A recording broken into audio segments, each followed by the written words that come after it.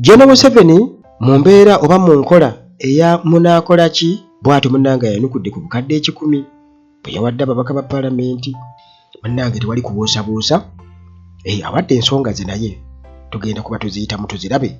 Kale munnange ne batukakasa, waliwo atukakasizza wano nti buli MP yenna agaana enguzi, agaana okuweebwa ssente, alina okukolwako kakati munnange zikkirize oba zigaana okolweko. MP Nsubuga mugaliwo okusinziira ku katambi akafulumye, bagamba nti y'omu kwabo abafunye ssente obukadde 10. Kale bwetyo munnange nkulamusizzaako era gyebaleko gyonna gy'otuusaako engalo wano ku Uganda Atalaagi ka bulijjo mu mikwezise bwe tusinziira okubeera nga tukuweereza.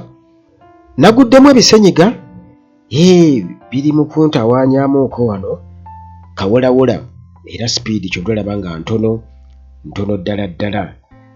Kale bw'owulira nga nkubye kadoketi munnange toseka, bisenyiga bifuba bwe bityo okusinziira ku mbeera y'obudde ndowooza. Ku mbeera gye tulimu e Uganda ng'amasannyalaze gaafuuka otusannyalaze, weetaaga aba maintenance palace. Bano balina sola ez'omulembe, balina solar systems ez'omulembe era n'okuzinstallinga gwe mulimu gwasinga okubeera nga munnange bamanya. Osobola okuteekako sola n'okukkiriza amasannyalaze ng'amataala gakolera ku sola. Kati bino ebirala oba oliyo nga bibikolera ku masannyalaze gano. Ate osobolera still okuteekako solar system ku nnyumba yo n'ebyamasannyalaze n'obiviirako ddala gano agatutawaanya agatabeerako entakera. Ate bano balina ebyamazzi, balina ebyamasannyalaze ebirala okukosa n'abakugu abasobola okubeera nga babinstallinga, aba maintenance palace balina buli kimu. Bano nno beetaaga akadde okunnyonnyola biki bye balina, naye nga tubavuddeko abo waliwo Hillside View Apartments, nabo balina apartments ez'omulembe wali ku kasozi Ejjanye ku kyakyawo Entebbe Road. Era munnange bw'oba oyagala apartment omuli buli kimu ate ku ssente ensiko obuseko, weekwate aba Hillside View Apartments. Zino apartments njoyoote nnyo, masannyalaze nago tegavaako, tegavaako sayidi zeeyo, wifi bweri, security eri ggulugulu. Ate era munnange bw'oba ova ku airport nga bakatonya ku airport nga babukinze nabo transport bwabwereere.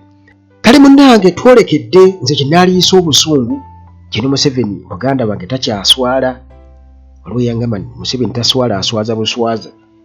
Kaakati munnange General Museveni yakkiriza dda nga bwe yawadde ba MP, aba NRM, aba opposition ne ba independent, yabawadde dda akasente milioni 10. Kati ne yeebuuza nti ako mumulabamu kiki? Kiki General Museveni? Naye nno mu bibuuzo bye yeebuuzizza kwegamba nga naawe oyinza okusekamu n'ogamba ddala mu butuufu kakati bino bikwataganira wa? Akatambi kabadde kafulumye Joel Ssenyonyi bw'atyo yatadde akatambi ne katambula ku mutimbagano wonna ababaka ekiro bagenda ku paalamenti okubeera nga bafuna akasente nga bonna beebuzaabuza, bakutte ebisawo, bakutte obuveera, muganda wange bagenda okufuna ssente, bakutte ebisawo n'obukutiya bagenda okupakiramu akasente kaabwe. Kale akatambi kafulumye era ng'obukakafu munnange ng'omuntu yeebuuza nti kati bano babadde banonaki ekiro nga bannaabwe tebamanyi paalamenti. Abantu nga bamaze okubeera nga balaba akatambi era ne balaba mukono abo be bagamba nti ono ye gundi nga bwe tugenda okubeera nga tubiraba. Kati General Museveni munnange bw'atyo nakkira omutimbagano ng'agamba nti fact yagambye nti yabadde ku UBC, yabadde mbu ku UBC mu last night ono UBC mbu kwe yabadde n'alaba nga waliwo ba MP aba opposition nga bakulembeddwamu Mwanga Kivumbi nga bataddemu amaanyi mangi mbu nga bonoogamba nti nga bataddeko bakozesa amaanyi mangi nnyo mu kugezaako ku exposinga abo abafunye emilioni 10,000 ezaweereddwa ba MP. Museveni munnange yagamba zino zaabaweereddwa ssente nga zikakasiddwa bulungi nnyo ewatali mbu mutawaana gwonna, bw'atyo bw'atugamba. Kati neyeebuuza nti kale ebyo byabaddewo mwabirabye? kati nina ebibuuzo Museveni abuuza nti bannange ab'emikwano mwe bassa ne bamadaamu bannyabo ne bassebo mbu mwali mulabyeko mwali bamuwuliddeko ku ssente eziva wabweru w'amawanga nga zisindikirwa wano e Uganda ezisindikirwa wano e Uganda mbu okubeerako kyezikola mu byobufuzi obw'okwinfuluwensinga politics wa wano era nga ssente ezo zigendereddwamu kwegamba kukyusakyusa byabufuzi bya wano nga bigasa ba foreigners oba abagwira. Museveni nga yeebuuza mbu ssente ezo twali tuziwuliddeko tuziwulira naye bano bafulumizza akatambi ate era ne Gen. Museveni ssente ezo yazifunanga kubanga okuviira ddala ng'ali mu nsiko Bagadafi baazimuwanga ate era abadde nga ajja azifuna n'okutuusa kati be ba beneficiary abakyasinze mu ku ssente ezo era babadde nga basindikayo abantu baabwe okugenda okusobola okuperereza ababawa ssente abazungu. Kakati munnange yagamba mu ssente eziveeni zijja okwefuruwensinga bwe mwali muziwuliddeko kati ekyo kibuuzo mu kimu n'agamba mbu ekyokubiri mukyagala okubuuza bwe muba mulwanyisa enguzi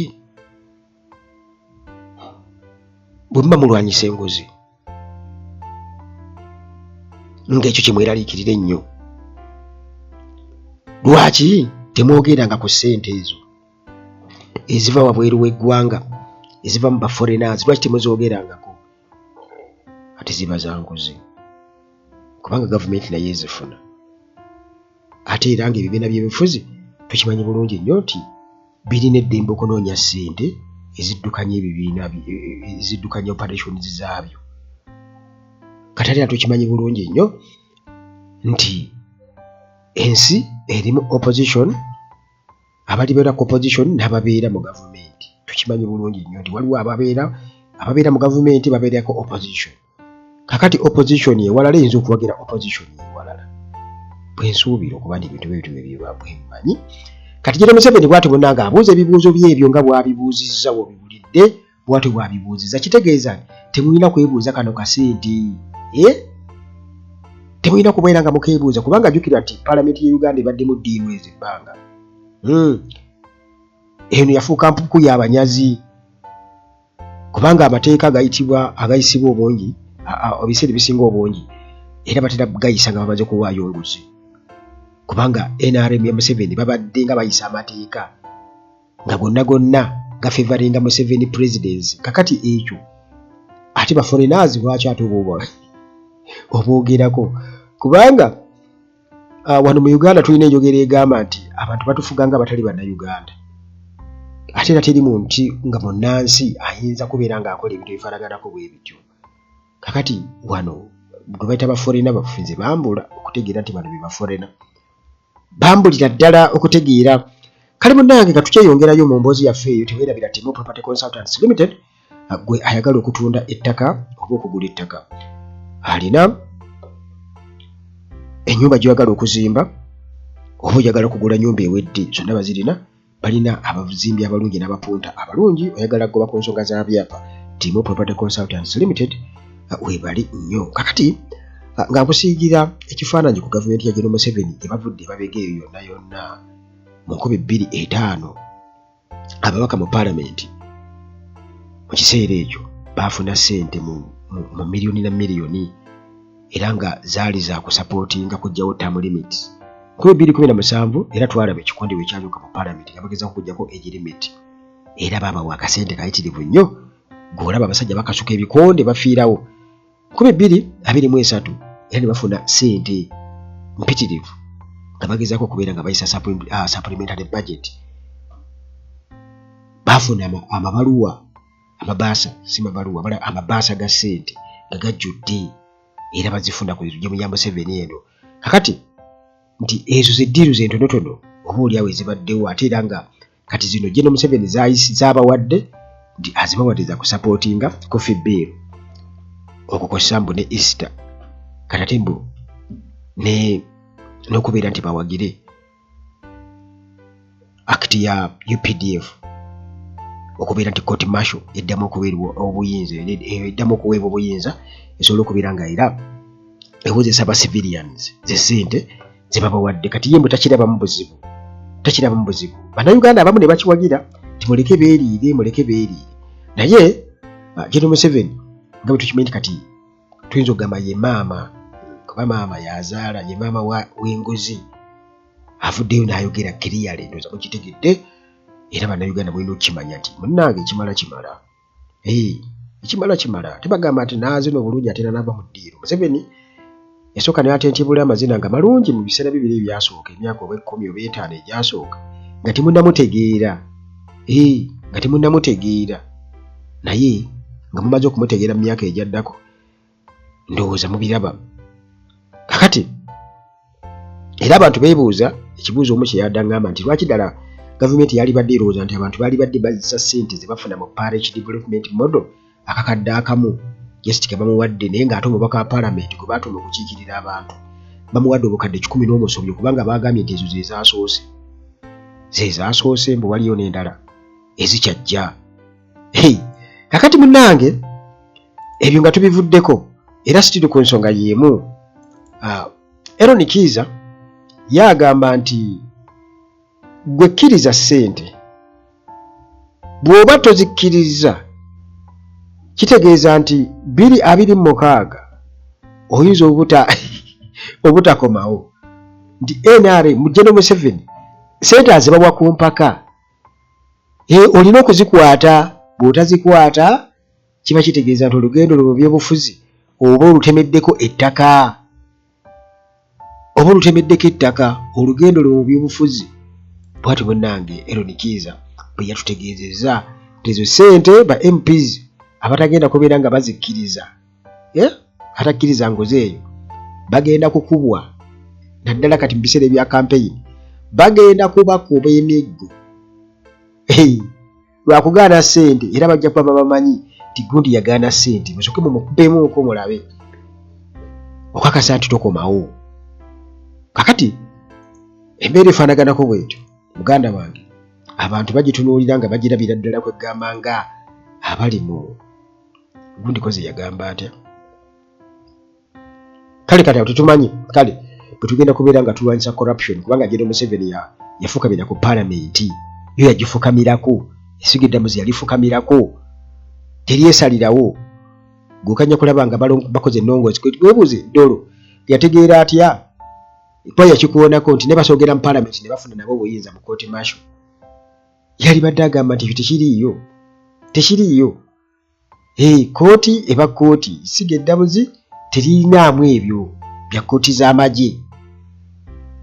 Kooti y'amagye eriwo okubeera nga etaakuluza ntalo z'amagye bwe batyo ne basirikale basiibuusa empisa. Kale munnange tubadde tuliawo nga batugamba nti ate Nsubuga mbwate bamukutte ku kamera nga naye akunganya obukadde 10 naye jjukira nti bonna ati tumanyi kale kubanga abantu bo bagamba nti baamulabye enkya nina okusooka okukola ki okutunuulira akatambi ako bagamba Nsubuga baamulabye omubaka wa National Unity Platform nga anoonya ssente zino bannange naye nga kituufu kyekibuuzibwa nti kituufu oba si kituufu ekyo sina naye kyekimanyiiko okuleka mpozi nga mukubiddeko kasimu naye ayinza okuga nti yazifunye simanyi nti ayinza okuga nti yazifunye nibba abantu bagamba nti yabadde yeebise ekikoofiira ku mutwe kale nga bagamba nti babeesiga naye kati namwe mwenyigidde mu nguzi n'ebirala. Ejjukira nti Nsubuga afunye ebizibu bingi ennyo nti era basooka kumusibako bintuntu nga bagamba nti